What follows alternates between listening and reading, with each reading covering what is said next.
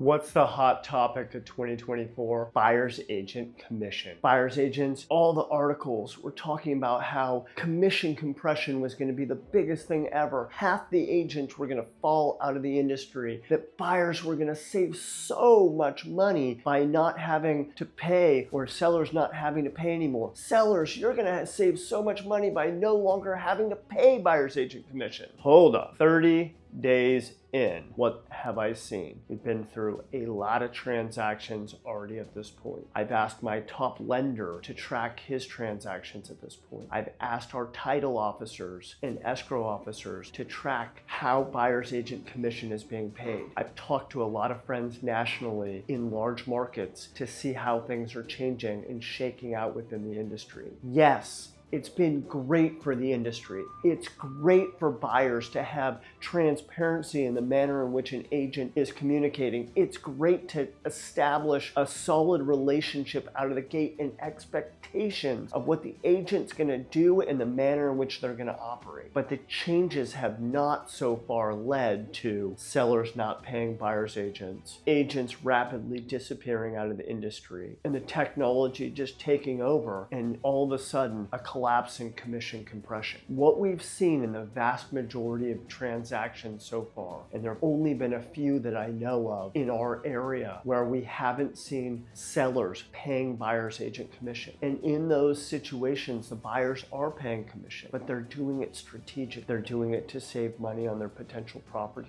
taxes incrementally. They're doing it to save some on the incremental title and escrow fees, and sellers save a little bit of money from the transfer taxes going down by the reduction in the purchase price. Not every buyer is able to pay a buyer's agent, and the new rules have not yet created manners of compensation to buyer's agents and representation that are outside of them paying them cash. That might happen in the future, but as of now, 30 days in, we haven't seen that massive change. So what we've seen, and the expectation I'm setting up for our sellers, is that most sellers are still going to have to expect to pay a buyer's agent compensation offering. How much will that be? We've seen them come in from everything from 0.5% all the way to 3%.